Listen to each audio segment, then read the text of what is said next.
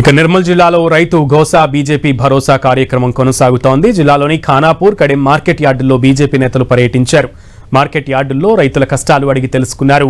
పంట కొనుగోలులో ప్రభుత్వం తీవ్ర జాప్యం చేస్తోందని రైతుల ఆవేదన వ్యక్తం చేశారు. అనంతరం మాట్లాడిన బీజేపీ ఎంపీ ఈటెల రాజేందర్ రైతులు ఆరుగాలం కష్టపడి పండించిన పంటలను కొనుగోలు చేయడంలో రాష్ట్ర ప్రభుత్వం పూర్తిగా విఫలమైందని ఆరోపించారు. రాష్ట్ర ప్రభుత్వం ఇప్పటికైనా ధాన్యం తరలింపు వేగవంతం చేయాలని బీజేపీ నాయకులు డిమాండ్ చేశారు.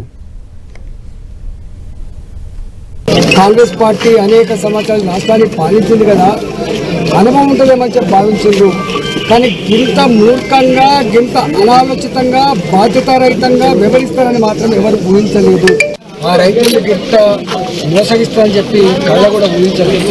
4 రోజులు అవుతుంది మేము దిగబట్టి, ఎక్కడికి పోయినా ఒకటే వేదన, ఒకటే దుఃఖం.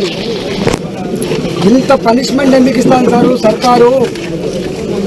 మీరు వచ్చిందని తెలవగానే మాకు ఇన్ని బస్తాలు వస్తూ ఉన్నాయి, లారీలు వస్తూ ఉన్నాయి, హమాలీలు వస్తూ ఉన్నారు. మీరు ఈ యాత్ర వదిలిపెట్టకండి సారు. ఈ యాత్ర ఇంకో 6 రోజుల పాటు కొనసాగించండి. మా నాయకులందరినీ వేడుకుంటా ఉన్నారు.